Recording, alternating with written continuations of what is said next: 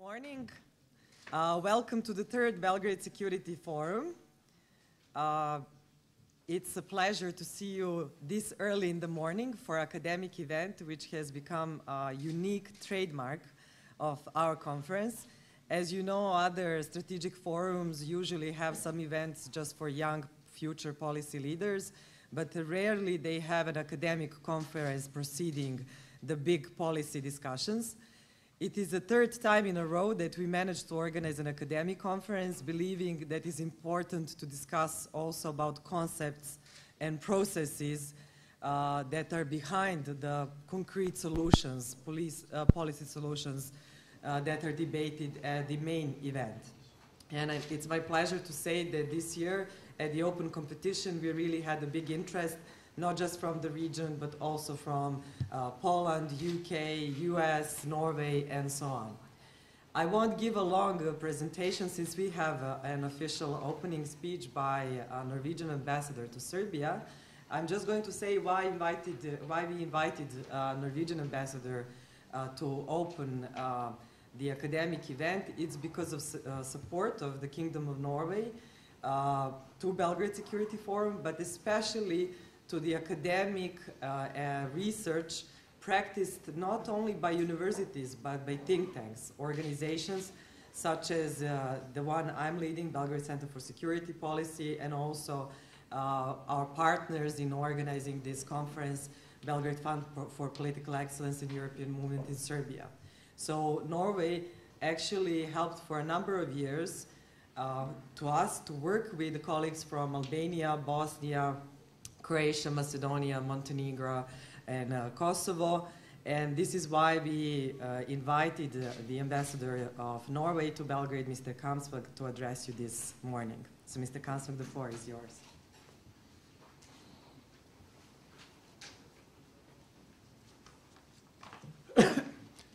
Good morning, ladies and gentlemen. It's very nice to see such a big gathering early in the morning to such an event, and to welcome you to the third Belgrade Security Forum and its academic part, which deals with transformation of state and professional practices in international security.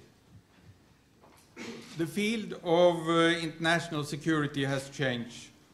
Although traditional threats between and within states still prevail, new areas of concern have come to the agenda, such as security against terrorism, cybersecurity, and climate changes.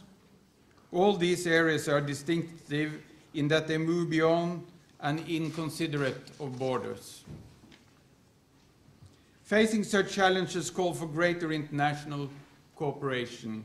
And of course, Atlantic integration is one possible step towards a better handling of such issues, which of course is very central here in the Western Balkans. Additionally, non-state actors such as IOs, MNCs, NGOs and private security companies play an ever more important role in the changing field of international security.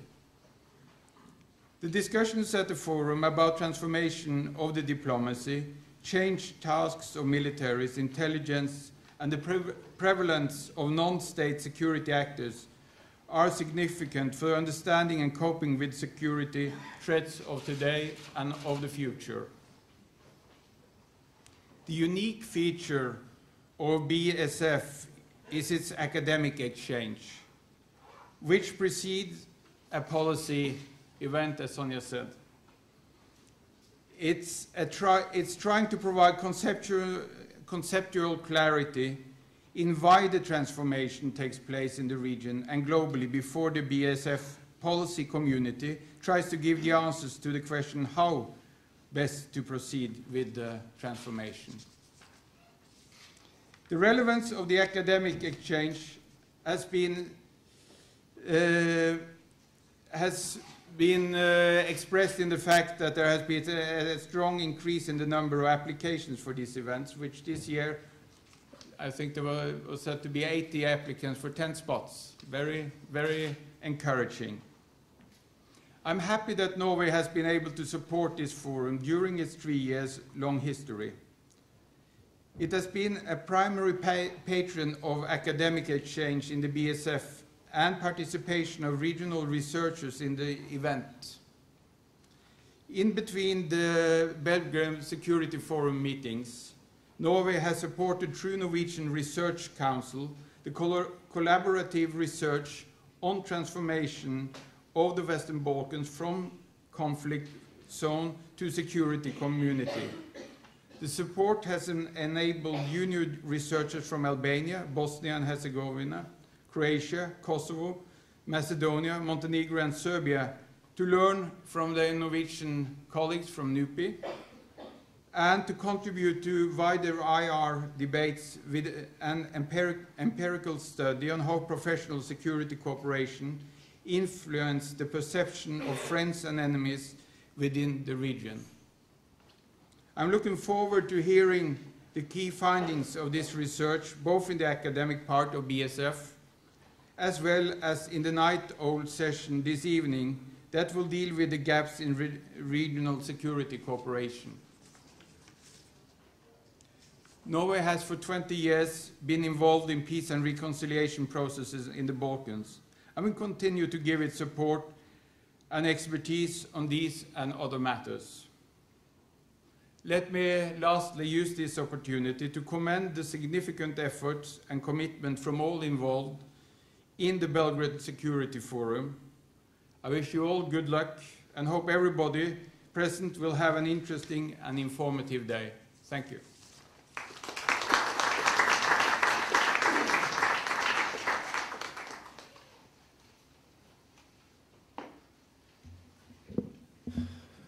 Ladies and gentlemen, dear guests, let me first introduce myself. My name is Filip Eidus. I'm academic coordinator of the Belgrade Security Forum, and I will also be chairing the first panel on diplomacy instead of Ms. Tanja Miščević, who unfortunately had to cancel. But before I invite the speakers from the first panel to take over the floor, I would like to do two short things. The first one is briefly to say something about the academic event, and then secondly to introduce our keynote speaker. So something about the keynote, about the academic event and the rationale for this academic prelude to the policy part of the forum. As you know, the overall theme of the Belgrade Security Forum is construction and deconstruction of states and world politics at large as well. So with this academic event, we actually wanted to lay some scholarly foundation for the policy discussions that are going to follow tomorrow and the day after tomorrow. And we are particularly interested in looking at a specific facet of this transformation. We're not looking at the state transformation as such, but on the ramification of this problematic on various professions and professional identities that are sustaining and are operating in the field of international security, namely diplomacy, police, military, but also other emerging professions from the non-state sector.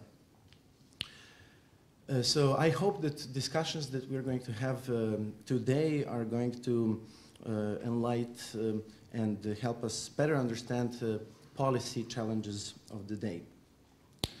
Second of all, I would like to introduce our keynote speaker, Dr. Maya Davis-Cross. She's a senior researcher at Arena Center for European Studies in Oslo, where she researches issues of European integration, security, foreign policy diplomacy, and public diplomacy.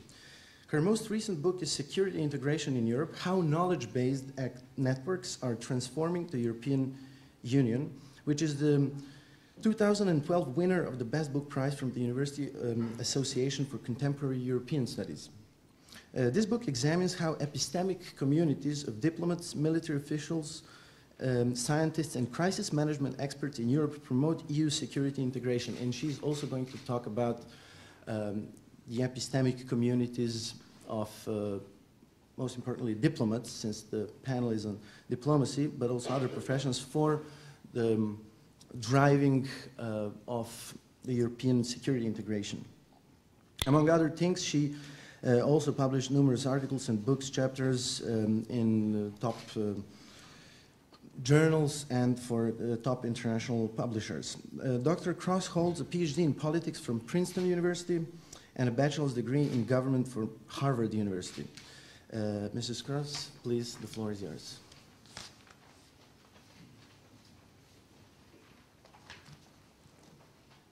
Thank you very much. It's really wonderful to be here. Thank you, Philip, and I'm very appreciative to participate in the Belgrade Security Forum this year. I'm looking forward now to sharing with you some of my research, and I hope it has some bearing as well on what you work on. A lot of my work to date focuses on what I think really is actually the central puzzle for European studies at the moment, and that is how far will EU integration go? And in particular, will it come to encompass security as well? Of course, this is the hardest test for EU integration. So if it does encompass security, the question is why? So in my recent book, I argue actually to a surprising extent, integration in the security realm is occurring in the EU. And of course, the expectation has been that integration would not grow to encompass security because it's so central to state sovereignty. Member states, for the most part, are still very reluctant to give up sovereignty in this area. Much of the research to date on the common foreign and security policy emphasizes member states' preferences. But since we know that member states more or less resist giving up sovereignty, I have focused my research on the role of actors that are actually pulling towards further integration rather than those that are pulling away. So my research suggests that epistemic communities, or transnational networks of experts, based in Brussels, are driving integration forward as a result of their objective professional expertise and internal cohesion within their professional grouping. They are actually able to persuade member states to agree to policies that lead to a more integrated approach to security. So in this talk today, I'm going to first elaborate upon my research puzzle, which rests on the evidence that I'll present that security integration is indeed underway. Second, I'll spend a bit of time describing my conceptualization, what are epistemic communities, and how can we use this concept to research EU integration. I'll then walk through two of my case studies that I published in my recent book, and finally conclude that these epistemic communities do matter. They matter to varying degrees, but they play a strongly persuasive role in overcoming member state resistance. So for the first part, I'll talk about the actual research puzzle, the empirical puzzle. It's of course not at all common to make the case that security integration is occurring in the EU. As you know, the perception among the general public is that there's really no significant security policy at all for the EU. And indeed, many people would argue there isn't even really a political component to this integration process. But even if we look among EU scholars, most argue that the security side of EU integration, EU activities, reflects merely intergovernmental cooperation rather than integration. And even then, it is perceived to be quite weak. These scholars often cite as their evidence the active and visible resistance coming from member states' capitals. So if there is security integration, as I argue, it has to be occurring in practice in more informal ways, and not in the member states, but in Brussels instead. So what evidence is there that security integration is happening to some extent? In this respect, I have distinguished between hard and soft integration. Scholars have tended to sort of describe a strict dichotomy between cooperation and integration. But there are actually degrees of integration that should be recognized in order to really kind of capture the process as it gradually unfolds and to recognize steps towards future integration. So on the hard integration side, I define this as the formal transfer of sovereignty. It's the typical definition of integration. Transfer of sovereignty from the national to the supranational level, such that states cannot veto outcomes anymore. Hard integration is perhaps most visible on the operation side of the common security and defense policy, especially in terms of common force capabilities. So we can think of examples like Eurocorps, Euro forces. the European Gendarmerie Force, the battle groups, even though they haven't been used yet. All of these integrated bodies of troops or police range from about 1,500 individuals up to 60,000 individuals. So hard integration is visible here on the operations side. It's also visible in a number of more specific policy areas, such as the connection between human rights and the common security and defense policy, and response to natural disasters. Soft integration, on the other hand, is a shared norm among member states to deal with an issue collectively, and to assume that it must be treated as a European issue, even when this is not formally required. This can be seen when member states' representatives display a kind of coordination or consultation reflex. For example, in making decisions about whether or not to launch a CSDP mission, member states' representatives adhere strongly to the silence procedure. Even though this is not formally required or a decision isn't formally subject to unanimity. In effect, there is a norm to remain silent if others want to go forward. So despite any requirements in terms of voting, you see a kind of soft integration in approaching decisions about whether or not to do a CSDP mission or operation. Soft integration is also visible when it comes to longer-term armaments production, capacity building, and research to fortify defense capabilities. This is the work of the European Defense Agency.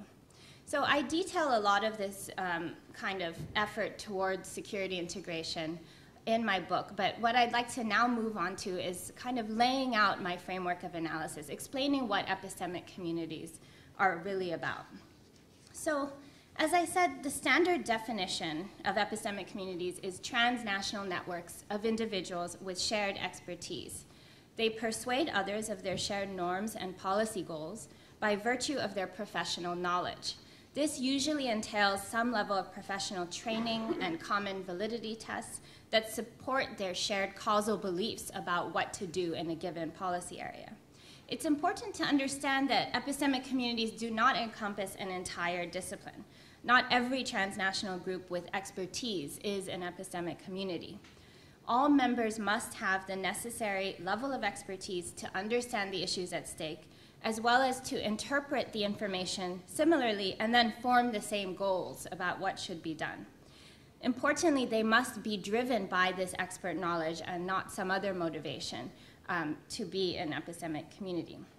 So besides this kind of standard notion of epistemic communities, I've also tried to refine the concept a bit more to make it more applicable to the case of the EU. First, I've argued that one cannot be too narrow in defining them. One common assumption about epistemic communities is that they rarely exist, and in fact, there has to be some kind of crisis in order for them to be invited to the table to engage in dialogue. I argue instead that they're often quite influential in the absence of a crisis or triggering event, because this kind of uncertainty that comes with a crisis is really built into the international system, especially in the EU, which is by definition a kind of work in progress with no agreed upon end goal. The second point I'd make is that an authoritative claim on knowledge that characterizes epistemic communities doesn't necessarily have to be scientific knowledge in sort of the hard science sense of the word. Diplomats, judges, defense experts, and international lawyers can be experts too, of course, without scientific knowledge, and they are not less expert because of the softer nature of their knowledge. Third, I would argue that the relationship between governments and epistemic communities is often highly synergistic, to the point that government agents such as diplomats and military officers also work within epistemic communities. And finally, there's been a tendency in the literature to assume that epistemic communities either exist or they don't exist. And I have suggested that actually they have varying degrees of strength or influence, varying degrees of impact. They can be loose or nascent. They can also be occasionally influential, or they can be constantly and highly influential. So I've argued, and I will present this case today, that internal cohesion within an epistemic community largely determines whether its members are able to reach a strong consensus and in turn persuade policymakers in their capitals. I focus in particular on 4 variables to kind of measure this internal cohesion. First, selection and training. Second, meeting frequency and the quality of the meetings, which includes shared professional norms. And common culture. So altogether, these variables tell us the degree of internal cohesion within an epistemic community, which in turn indicates how feasible it is for the members of the epistemic community to be persuasive. Of course, they're more likely to be persuasive if they have reached a consensus that they're putting forward, and then they're recognized as being those in sort of the best position to know, they're best qualified to kind of make those policy suggestions. So now turning to my empirical evidence, and just to remind you, the overarching question is, why is European security integration occurring despite strongly held claims to sovereignty? So to answer this question, I conducted around 80 interviews of members of 5 epistemic communities that I had identified. I also interviewed those close to them, and I interviewed those in various capitals around the EU that instruct these officials. I also consulted EU documents and national documents to be able to trace some of their influence on policy outcomes. So I'm going to talk about the 2 strongest cases, I think, in my research. One is the ambassadors who deal with internal security, known as the Committee of Permanent Representatives, or COREPER. And the other one is the EU Military Committee, which of course deals with external security. So starting with COREPER. Officially, as you know, COREPER is a high-level intergovernmental committee in the Council of the European Union. It's comprised of an ambassador from each member state. It was first established in 1958 with the mandate only to prepare meetings for the Council of Ministers. Thus, it was never given any formal decision-making power. But through its own initiative over time, COREPER has in many ways transcended its formal role, and many would say it actually has supplanted the work of the Council. So to explain this, I'm going to now turn to those 4 variables to measure the kind of internal cohesion we should expect within COREPER. So first, looking at selection and training. A diplomat is selected for a position in COREPER after decades of experience on the job. Over time, the very process of promotion and assignment to different postings means that the most successful diplomats eventually become recognized experts in particular policy areas, human rights, for example, trade, specific issues within EU politics. Many COREPER ambassadors have dealt with European issues throughout their careers, and they also understand in detail how the EU apparatus works, both formally and informally, and how to juggle the various member states' preferences. Among the various ambassadorships available to EU diplomats, an appointment in COREPER is considered one of the most prestigious as well as the most challenging. Each member state has its own procedure of selection, but by the time a chief of state is really looking at the roster of possible diplomats to send to COREPER, the list is indeed quite short. In terms of meeting frequency and quality of those meetings, face-to-face interactions are necessary for an epistemic community to flourish. Meetings are where dialogue occurs, information is shared, policy norms are agreed upon or reinforced. There are important distinctions to make between formal and informal meetings, but of course most COREPER business is decided in informal meetings, and these occur with great frequency. Informal meetings are held usually in smaller formats of around 6 to 8 ambassadors with a shared interest in a particular policy. They also have working coffees, working lunches or dinners, and at these events, diplomats can speak much more frankly to discuss issues more efficiently and build relationships. In terms of shared professional norms, these really determine the quality of the meetings, the efficiency of them. Just to highlight sort of 2 professional norms that I think are key. One of them involves how they come to a final decision within these meetings. And this deals with something I mentioned earlier. Each type of issue in the EU is, of course, designated as requiring either a unanimous vote or a qualified majority vote. But in practice, COREPER ambassadors have a kind of gentleman's agreement to reach unanimity on everything. They want to prevent anyone from feeling like he or she is losing, even though the system of voting means that this could easily happen.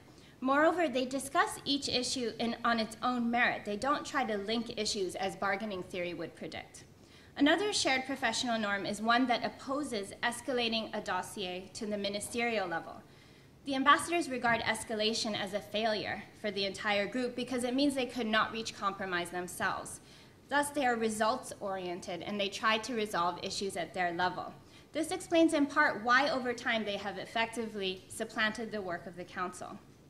Finally, ambassadors have developed a strong common culture. This means that they define their own interests in terms of the interests of the group. And their policy goals reflect their common expertise and not internal power struggles. In fact, interestingly, it's not the case that the bigger or older member states dominate these meetings and get more of what they want than the smaller or newer member states. They also have shared substantive norms that they repeatedly describe to me in interviews. These include being very pro-integration and seeing integration in effect as inevitable. They also tend to view the Council as a kind of common EU government and see themselves as serving a common constituency of EU citizens. And finally, importantly for the example I'll discuss, they define security broadly to encompass all aspects of everyday life in Europe. So ultimately, how do these various variables within this group translate into actual influence? It clearly indicates that they're cohesive internally, but what about influence? The primary way in which the capital has leverage over its ambassadors is through formal instructions. And the primary way in which ambassadors exercise agency is through flexibility with those instructions. All Coreper ambassadors report a high level of flexibility that they feel they have earned through a career built on trust and a desire to exercise collective agency. Interviews with officials in the capitals actually confirm this. Indeed, most ambassadors play a role in writing their instructions in the first place. The cohesion within Coreper then enables them to be quite persuasive when dealing with their capitals, and the end result is continued security integration. So one illustrative example of their impact is the 2005 Strategy on Radicalization and Recruitment. The strategy is meant to define the terrorist threat to the EU and highlight the challenges the EU faces in overcoming extremist ideologies and threat vulnerabilities. It outlines the proactive measures that the EU intends to take to undermine radicalization and recruitment in Europe. In the process of preparing, writing, and revising this strategy, documentation shows that the ambassadors believed it was necessary to Europeanize the problem of radicalization and recruitment. Member states had initially regarded this problem as country-specific. Only 6 member states had ever suffered from domestic terrorist threats prior to 9/11. But Coreper over time convinced the other states that this was a European problem that necessitated a European solution. Coreper ambassadors stressed that not only member states should be involved in curtailing radicalization, but also non-state actors and transnational actors. They also said that the policies countering radicalization should rest on fundamental rights, the legal system common to all citizens of the EU. The idea was that through asserting Europeanness, radicalization and recruitment to extremism could be counteracted. As a result of this strategy, a large and comprehensive body of policies transformed efforts to combat terrorism and radicalization, changing it from a specialized issue under the purview of each national government into a central issue that is now regarded as a European challenge with a European response. There have been many subsequent initiatives since 2005, all showing this follow-through that occurred as a result of Coreper's shared norms and persuasion. And this is an example of the many policies Coreper deals with involving internal security that push the overall process of integration forward. My second case now is the EU Military Committee. As you know, this is also a council group comprised of military representatives permanently based in Brussels, all of whom are 3-star generals or admirals. In terms of selection and training, the military representatives, or MILREPs as they call themselves, are clearly high-level experts in defense policy planning. They have specific and authoritative knowledge, a claim on technical knowledge that comes from a career of experience, education, and training. They've spent an average of 35 years in a military branch of their respective countries, working their way up through the ranks. And this contributes to a culture of shared values within the committee that's almost tangible the day they arrive to serve in Brussels. There's a strong historical context to keep in mind that has resulted in the convergence of military cultures and tactical expertise around the world, but especially in Europe. These military officials say that they've read each other's philosophers, military philosophers. And in part because of this background, by the time they come to Brussels, they find compromise is not so difficult. It's actually unproblematic, as they describe it, even in terms of nuances. Every interviewee reported that the main obstacles are always political disagreements coming from the capitals, not military ones. Once they have the go-ahead to prepare advice within a particular political mandate, they very quickly agree on what is necessary. And they often find workarounds even when there are political red lines. One thing is, it's important to note that these military representatives are double-hatted to NATO, with, of course, the exception of the EU member states that are not in NATO. From a classic state-centric and especially realist approach, you would not expect generals or admirals from different countries to comprise an epistemic community. They are quintessential state actors. However, in the context of the EU, they, like others, are redefining their role. They must now begin to think of security in light of integration, and this means fostering a dialogue about what shape the common foreign and security policy should take. In terms of meeting frequency and the shared professional norms, they meet formally once per week, but resolve, like COREPER, many of their issues in informal settings. It's often acknowledged that if a meeting is too formal or structured for the individuals to speak openly, then it is not as productive. So despite the fact that EUMC reps meet formally once per week, they have dinner together, they say 3 to 5 times per week, and they go on special away day visits to EU military operations, which are also informal. Beyond this kind of quantity of the meetings, we can look at the quality of the meetings. And just to describe one aspect of this, I can mention the distinction between flags up and flags down.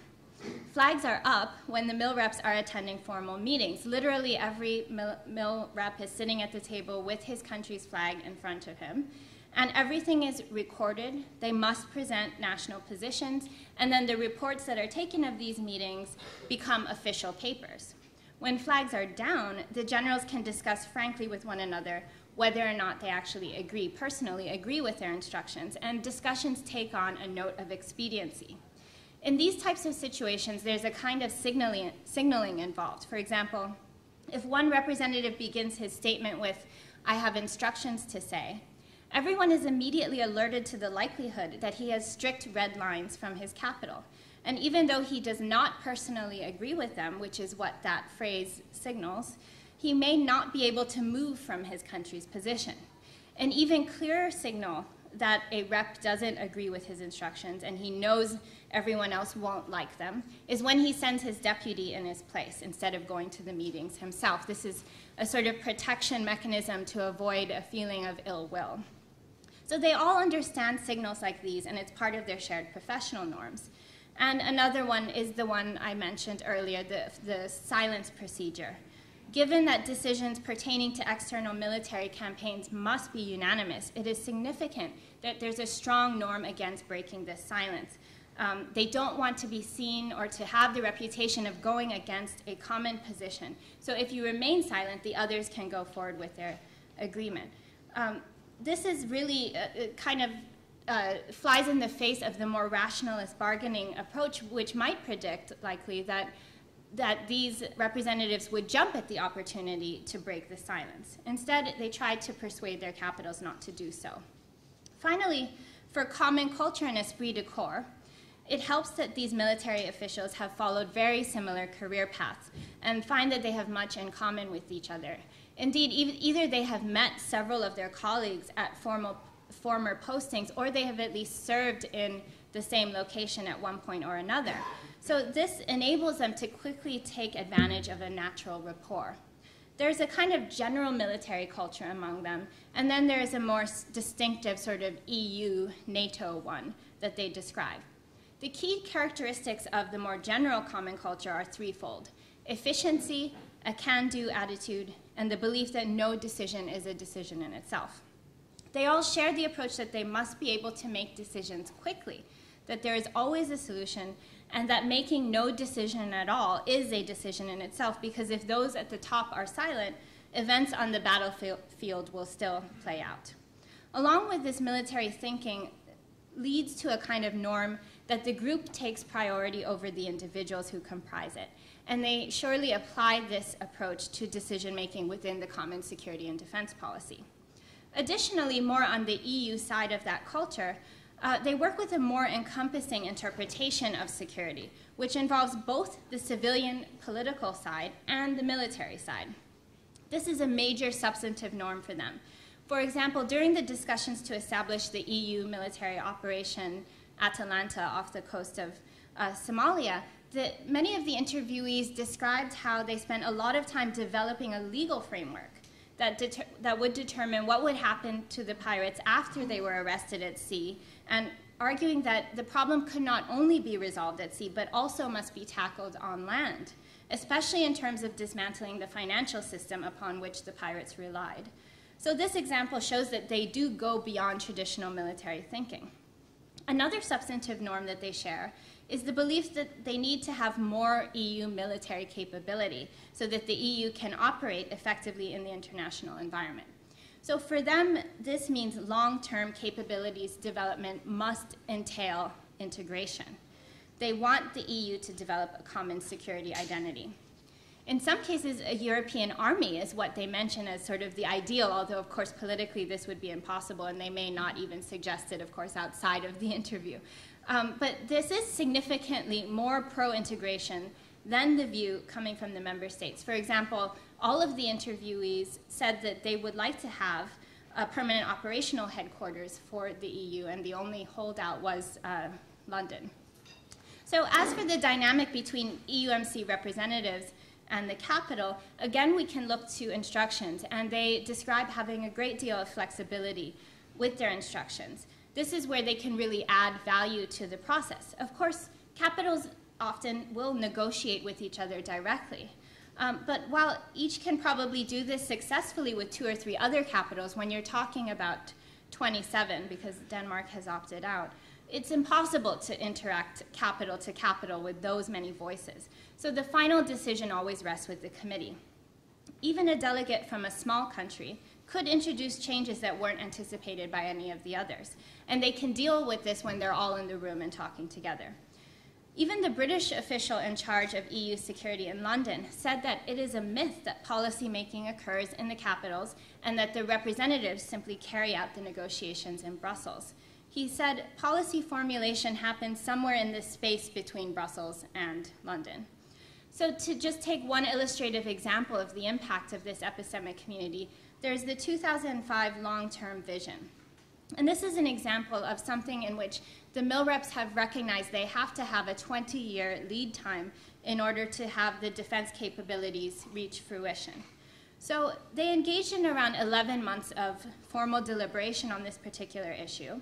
Member states already agreed that the EU should have a general aim to develop separable but not separate capabilities from the US. They wanted the EU to be able to engage in military operations on its own and to be able to complement NATO. So in addressing this issue of what the EU should do militarily 20 years down the line, the MILREPs talked about how in 2025, globalization would continue, but this would happen alongside a declining and aging European population.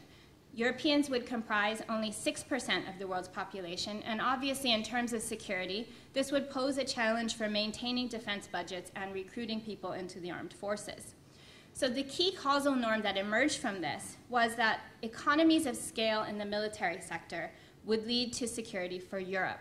So in other words, further security integration was necessary to achieve security and defense for Europe in 20 years. For them, the trade-off was clearly between maintaining national sovereignty over security policy and achieving efficiency. This meant, as they wrote in their final report, the blurring of distinctions between intergovernmental and common decision-making processes with respect to a range of security issues. So when it came to convincing member states of this clear push towards security integration, not all of the defense ministers agreed to the document word for word, but there was general agreement, and even the UK, traditionally opposed to this level of security planning, welcomed the long-term vision's findings. The European Defence Agency has been crucial in carrying forward these conclusions of the military committee. So in 2007, they were ordered to begin work on achieving these goals. They were able to launch a kind of common market in defense procurement that has grown tremendously since then. So even now, the EDA in the past few years with the new director has expanded its purview dramatically. So just to conclude, the overall impact of what I've tried to argue is that security integration is moving forward beyond intergovernmental expectations. This kind of approach would have anticipated cooperation at most. But moreover, the nature of security integration reflects the shared beliefs of the key epistemic communities involved. The two that I've talked about, the EUMC and COREPER, are relatively strong epistemic communities, but I've also looked at others like the Political and Security Committee and the Civilian Crisis Management Group that are relatively weaker and even nascent in a way. Stronger epistemic communities, though, are characterized by expertise and a tangible common culture, which results in the ability to reach compromise quickly, to achieve a greater degree of flexibility with the capitals, with instructions, and to persuade political actors of their goals. They rely heavily on their shared professional norms and frequent informal meetings. Overall, security policy is clearly one of the areas in which EU member states will resist giving up sovereignty. But it is clear at the same time that if anything, epistemic communities serve to alleviate these tensions and shortcomings, finding solutions and achieving compromise that might not have otherwise been found. Thank you very much.